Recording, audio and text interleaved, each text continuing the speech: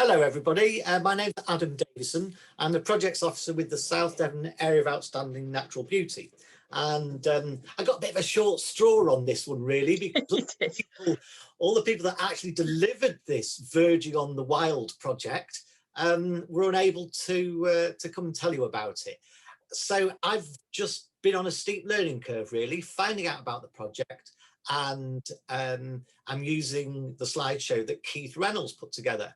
So the main people that were involved in this project were Keith Reynolds from his company called Park Life. And he worked very, very closely with Nikki Bailey, my colleague, who's the communities manager with AONB, and I believe Coral Smith, the local parish councillor, who also works for Devon Wildlife Trust in the Wembury Marine Centre, was involved in galvanising the local community, all sorts of ages, all sorts of people, to get involved in managing public green spaces. And lovely title, Verging on the Wild in Wembury. So I'll tell you a little bit about it.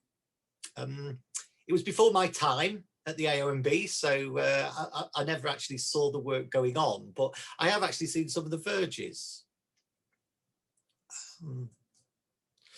So really, there's been all sorts of different approaches in different areas over the UK, and it's been evolving over quite some years. And essentially, we've got quite a lot of guidance out there, managing grassland road verges by Plant Life. There's lots of examples like No Mow May, and all sorts of good examples of how verges are being looked after more sympathetically by communities, and that's got to be a good thing. I think one of the things is this Blue Heart campaign, because, you know, some people, believe it or not, still think that wildflower verges are scruffy. And there is a sort of general sort of feeling that people like tidiness, and they don't really understand this whole concept of beautiful wildflowers that are feeding and encouraging pollinators. So this campaign, the Blue Heart campaign, is a symbol of rewilding verges, and it's a great opportunity to help people understand what we're aiming to do, that we're actively managing this land, but just in a different way. And, you know, in some ways, even short grass on highways are useful for small mammals, and provide food for different bird species, and depending on the size of the verge, even nesting habitat for other species. So on the left there is the greater knapweed.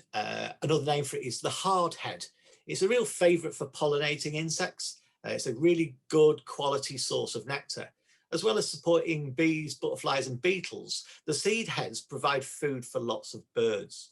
The species to the right is the ox-eye daisy, or the moon daisy as it's sometimes called.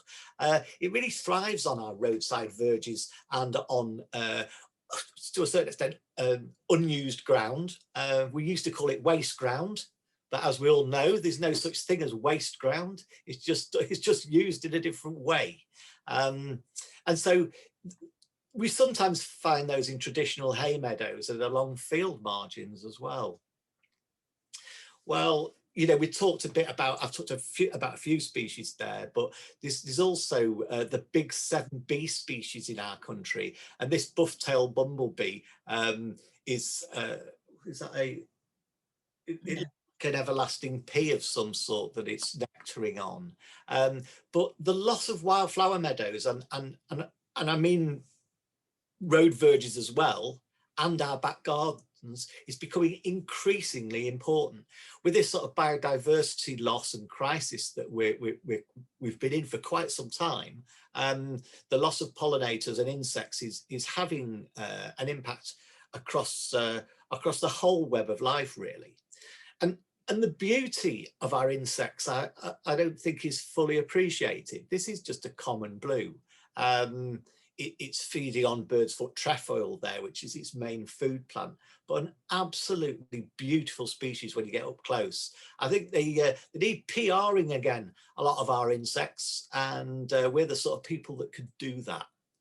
So just an introduction into the Wildflower verges project. The parish council set out to identify, assess and map all the verges in the parish, partly to understand who own them and how they're managed, and partly to assess their wildlife value and the potential to enhance them. It's exactly what Jeremy was saying, really. Look at what you've got first before you actually get stuck into doing anything with it. So that's quite an important point, really. So the Wembury group, they carried out this assessment. They used some local conservation advisors and used parish and grant funding to try and set this up. This included a verge at Ridge Cross.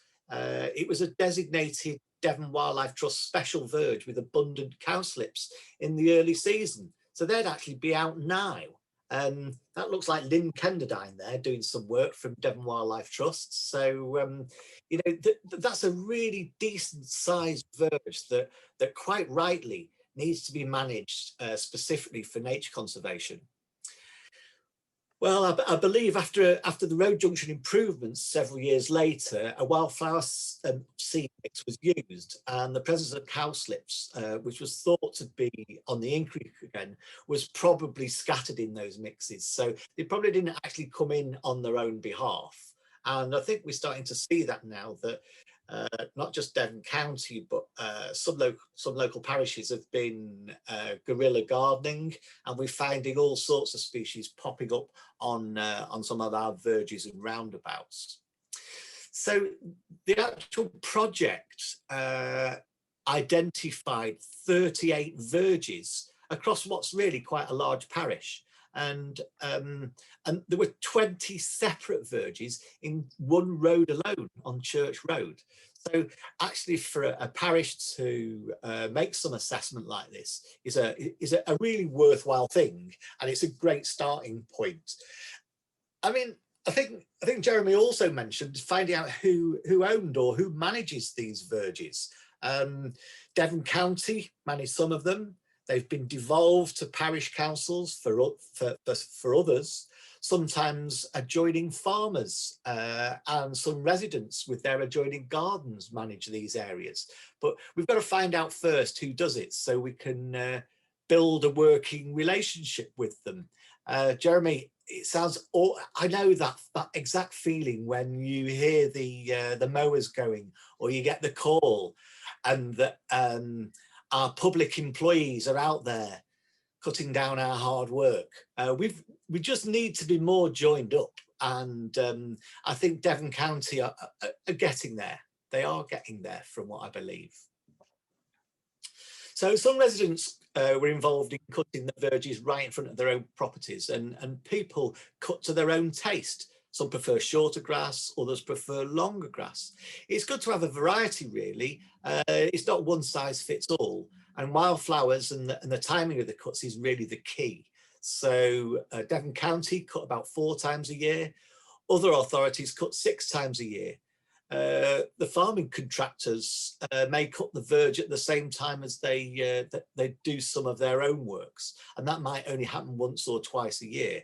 But it's actually the frequency of cutting that really counts in terms of being able to manage that land. And then, of course, it's important that the arisings are taken off, because, as we all know, wildflowers actually need quite paucity of nutrients, and if you're just leaving it there, it's just going to increase and increase. Well, you know, the little green spaces there look like they're deserts, but believe it or not, this rather delicate orchid popped up there.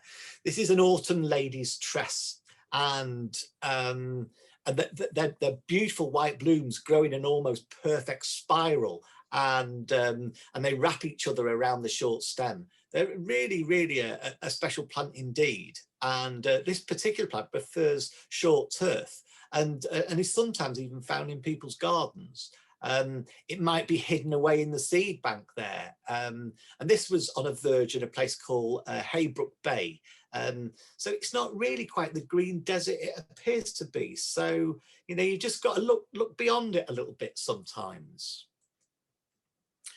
So Plymouth and Exeter councils have created some pretty showy wildflower verges in urban settings, and they use taller wildflower species, mixes of annuals and perennials. And Exeter is committed to cultivating and re-sowing verges every year to create maximum visual impact.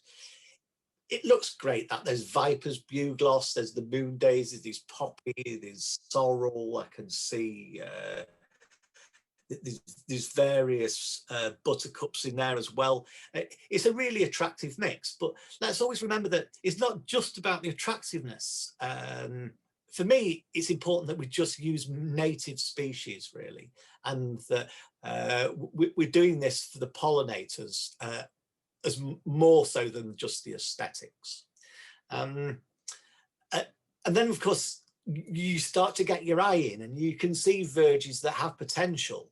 This is on Mewstone Avenue in Wembury. And the opportunity to create a wildflower grassland with a short mown amenity grass is quite possible here. It's also a way that you could perhaps have some pegged off areas so that you could do the mowing, the tight mowing, the amenity grass management right on the edge of the pavement itself, but then let the rest of it actually either develop or you actively increase the species in there. So, you know, having different approaches for different verges is fine, as long as you recognise that these prescriptions are written down somewhere and people can keep an eye on them.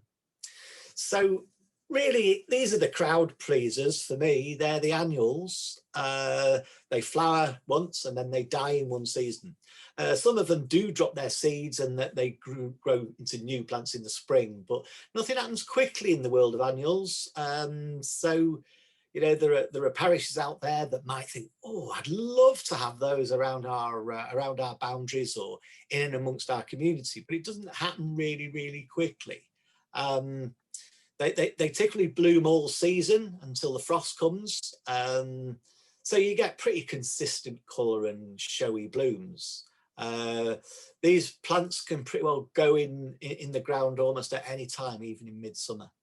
Perennials, on the other hand, come back for many seasons. While the top portion dies back in winter, new growth appears in the following spring and the same roots from the same root system. So most perennials have less flashy flowers and not so bright blooms, and they might flower for a shorter period of time. But like I say, they do sort of come back. So 6 weeks before the ground freezes, so best to plant before November, really.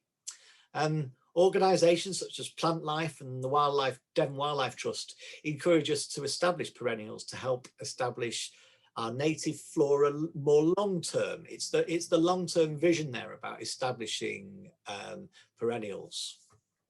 They might not quite have the same wow factor, but for biodiversity, they're really up there. So here's another couple of species for me to talk through. This is Selfheal.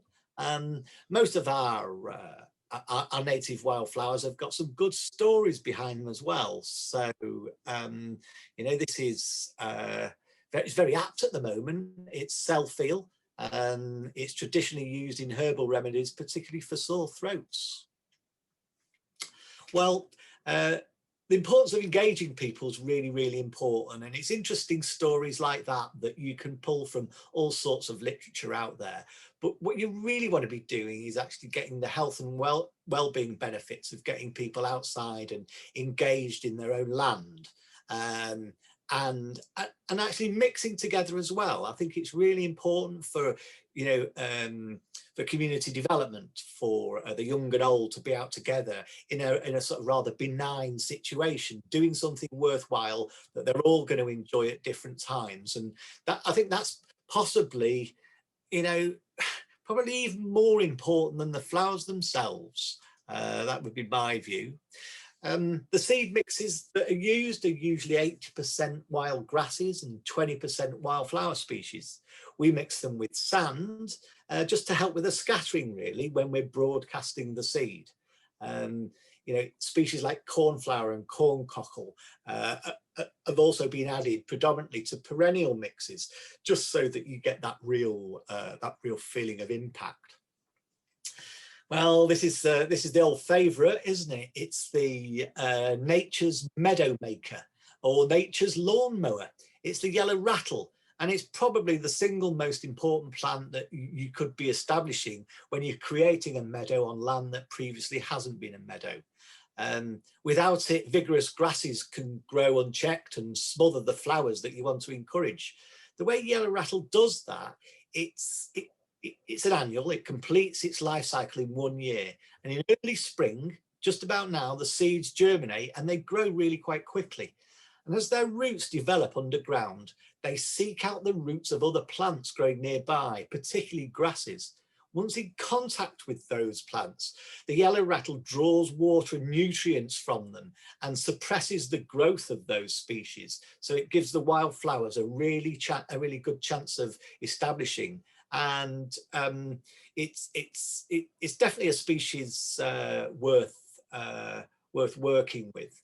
So the image on the left is the yellow rattle seed pods in the autumn.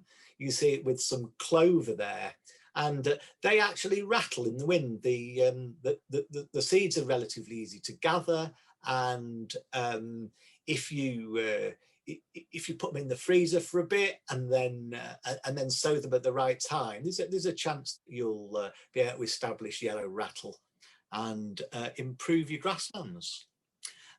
Here's one of my favourite, bacon and eggs. It's also known as bird's foot trefoil. You've got some lovely, nice bacon and egg colours there. It's a ground-loving species. It's pretty easy to establish. It's really great for pollinators. And some of our rarer species of insects really depend on bird's foot trefoil. And it's a good butterfly plant, as I showed before, with the common blues. So really nice thing to have on your verges. Adam, can we move on to questions fairly soon? I will. Sorry, I was through. Volunteers preparing seed on the verge there. We've got more volunteers, and even a few people can make a real impact. That's what it's all about, and it's just great getting people together. You can also start from scratch. So if you know that there's any road improvements coming your way, you could actually start a meadow right from the beginning. This is known as the grassy knoll now. It's by the village hall. So really, sometimes if you've got a blank sheet of paper, you've got a newly created verge from scratch, you know, you've got a really good opportunity to do some positive things, as long as you're keeping and maintaining sight lines for traffic, and Devon County will help with all that. So this is what I love to see, lots of smiling faces, people that have done some good work together, and sharing that love by these wildflowers being there for everybody to see. So there are much broader habitat management projects out there that we need the local authority to join in with us, but still they're happy to work with communities. And so finally, I would urge you to look at more meadows. It's a meadow making forum here in South Devon. Just tap it into your search engine. You'll find that forum there, there's lots of really knowledgeable people that will answer any of your questions.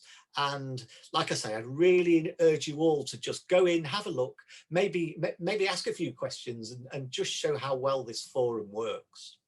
So thanks for that then, Jill. That's brilliant. I can go on and on and on. Yeah, I know. I'll leave it at that. It's really interesting, really interesting.